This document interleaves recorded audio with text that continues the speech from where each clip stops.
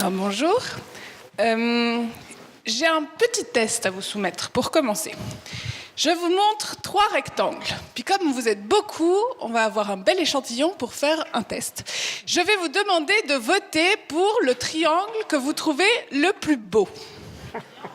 Le rectangle que je vous trouvais le plus beau. Veuillez pardonner.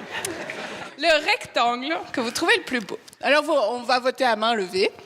Alors, le rectangle, qui trouve que le rectangle A est le plus beau. OK. Et le rectangle B? Il y a plus de mains pour le B. Et le C?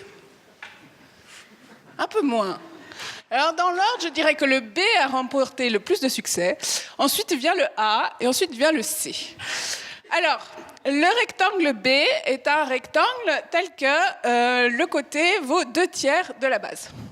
Donc, c'est les anciens écrans d'ordinateur. Le rectangle C, c'est un rapport de 16/9. C'est les télés actuelles et les écrans d'ordinateur. Et ceux qui ont voté pour le rectangle A, c'est un rectangle très particulier. Et visiblement, il ne remporte pas tous les succès. Alors, quel est ce rectangle? Ce rectangle, souvent, est considéré beau, en théorie. Pourquoi? Si on enlève un carré de ce rectangle, le rectangle qui reste a exactement la même proportion entre les deux côtés. Et d'ailleurs, on peut recommencer l'opération, on enlève un carré, vous voyez on le voit encore mieux, le petit rectangle a exactement les mêmes proportions que le grand rectangle.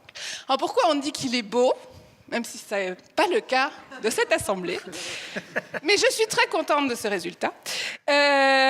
Pourquoi on dit qu'il est beau? Parce qu'on cherche souvent la similitude.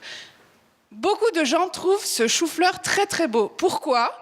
Parce que les petites structures ont exactement la même forme que le chou tout entier et on retrouve de belles, ces structures qui se ressemblent et se multiplient.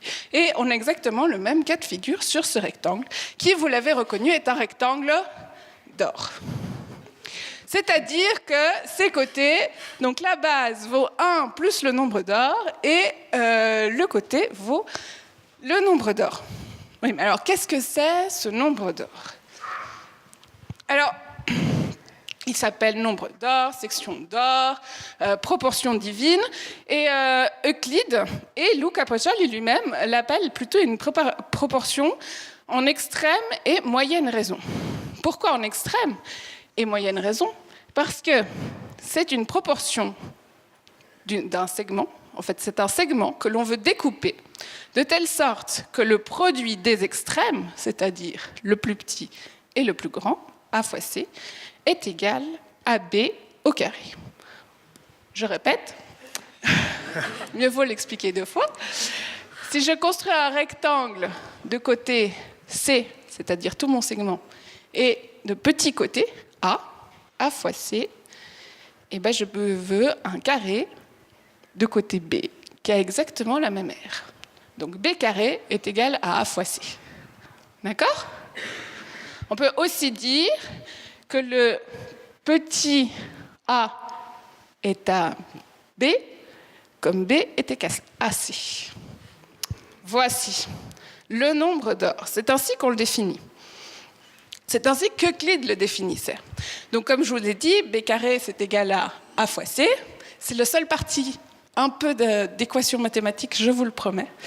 Et on a C est égal à A plus B. Et donc, on peut écrire une équation, je vous ai dit, c'est la seule. Donc si on pose que A vaut 1, B carré c'est 1 fois 1 plus B. Si vos lointains souvenirs, vous rappelez peut-être la formule de Viette, moins B plus ou moins la racine du discriminant divisé par 2 fois A. Mais je vous l'ai écrit. Donc cette équation-là comporte 2 solutions réelles. Et on dit que le nombre d'or, c'est la solution qui est positive. Si vous faites 1 plus racine de 5 divisé par 2, ça sera quelque chose d'approchant 1,618. Et si vous prenez 1 moins racine de 5 divisé par 2, ça sera quelque chose de négatif. Et on n'aime pas les rapports négatifs. Donc on garde le rapport positif et on l'appelle le nombre d'or. Ou divine proportion. Mais est-ce que Luca Pacioli a écrit 1 plus racine de 5 sur 2? À votre avis? Non? Non. Effectivement. Alors, malheureusement, je n'avais sous la main pas le manuscrit, mais seulement sa version imprimée à Venise, enfin le fac-similé de la version imprimée à Venise. Alors, comme vous arrivez très bien à lire, Luca Pacioli donne la définition du nombre d'or. Alors, il explique che dicesse famme de 10 2 tal parti che moltiplicata l'una per 10 faccia quanto l'altra moltiplicata in sé medesima. Autrement dit, si vous me donnez 10, il faut le partager en 2 parties, telles que le produit de la petite partie fois 10 est égal à la partie moyenne, enfin la grande partie du segment, multipliée par lui-même. Et il donne un exemple. Il fait le calcul. Questo caso e altri simili, operando secondo gli documenti da noi dati nella pratica speculativa detta algebra e al-Muqabala, peraltro nome la regola della cosa posta in la spelegata opera nostra. L'una parte, cioè la minore, c'est 15, 15 moins racine de 125. Vous avez arrivé tous à le lire. 15 moins racine de 125. Et l'altra, maggiore, racine de 15 moins 5. Donc il dit, en utilisant les propriétés de l'algèbre et de la al-Muqabala, que vous trouverez dans mon manuel que j'ai écrit précédemment, vous pouvez résoudre les équations. Oui, parce que Luca Pacioli, si on le resitue dans son temps, donc Luca Pacioli, comme Paul l'a expliqué, était un moine franciscain qui est né en 1445 ou 46 et mort en 1509, mais c'est avant tout l'héritier des mathématiciens grecs et arabes. Un mathématicien grec, notamment Euclide, dont il a lu les éléments, et non seulement il a lu les éléments, mais il a aussi publié une traduction des éléments en langue vulgaire. Et Eudoxe de Cnide, qui lui vient avant Euclide et qui écrit tout un traité sur les proportions. D'ailleurs, Euclide, dans ses éléments, le livre 5 jusqu'au livre 10 ne parle que de proportions. Mais il est aussi l'héritier du fameux Al-Khwarizmi, qui est celui qui a introduit l'algèbre et l'al-Muqabala, c'est-à-dire les opérations qu'il faut effectuer pour résoudre des équations de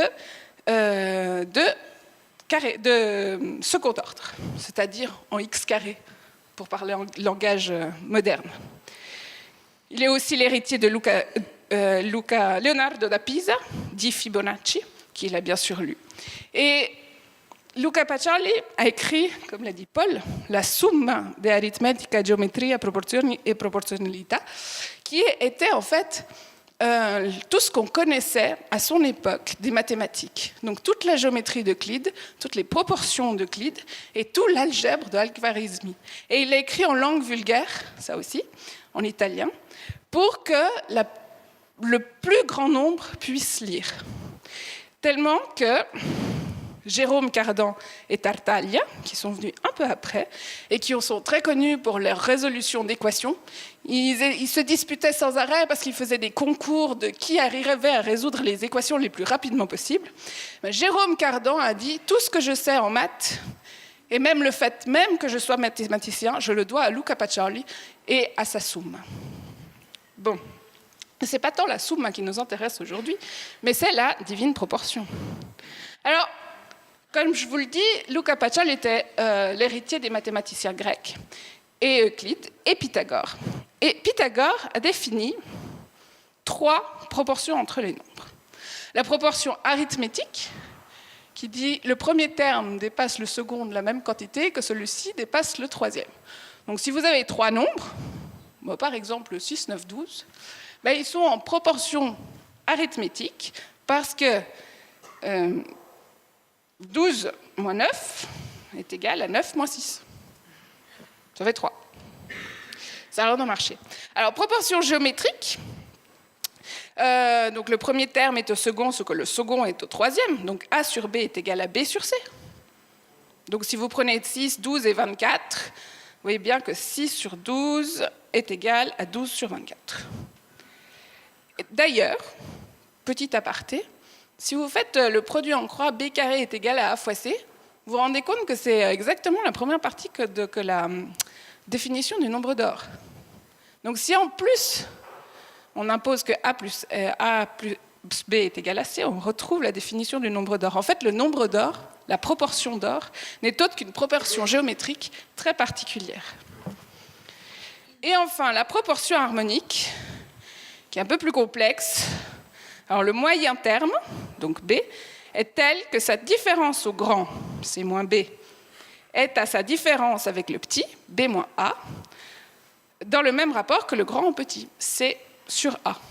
Alors ces trois proportions interviennent beaucoup à la Renaissance. Pourquoi? Parce que c'est à ce moment qu'on redécouvre les travaux d'Euclide.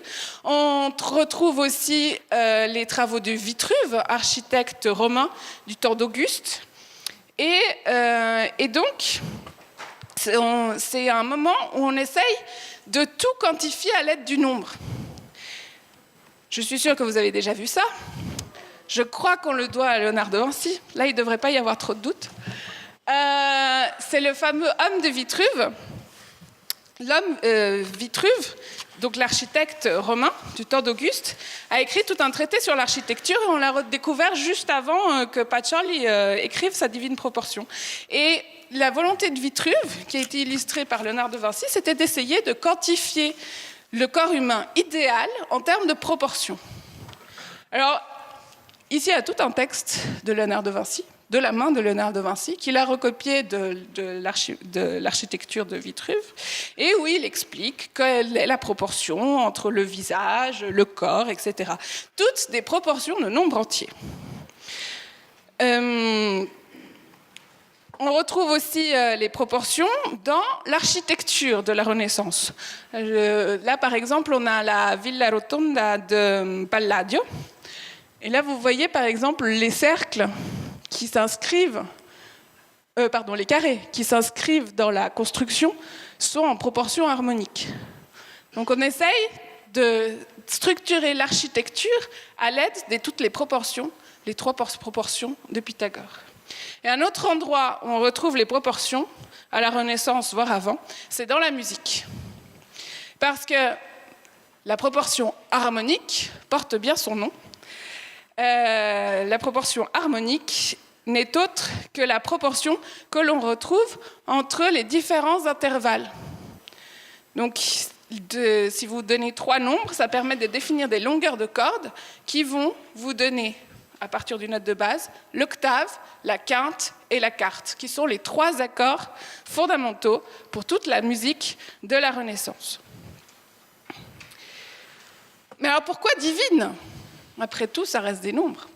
Alors, Luca Pacioli, dans son traité, il explique le nombre d'or en lui mettant toute une valeur mystique.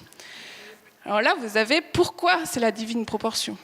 Dieu ne peut pas se définir en termes propres et notre nombre, notre proportion, ne peut pas s'écrire comme un rapport d'entier. On ne peut pas la quantifier de manière rationnelle. Elle est toujours mystérieuse et secrète et qualifiée par les mathématiciens d'irrationnelle. En fait, toutes les propriétés du nombre d'or, qu'il explique très bien, il les lie à des propriétés de Dieu. Et d'ailleurs, dans son livre, il en présente 13 propriétés fondamentales. Pourquoi 13 ? Parce que les 12 apôtres et le Seigneur. Bon, mais ce qui intéresse beaucoup Luca Pacioli, à part ses valeurs mystiques, c'est parce que le nombre d'or permet de construire le Pentagone. Et là, non, l'autre signal. Oui, c'est celui-là.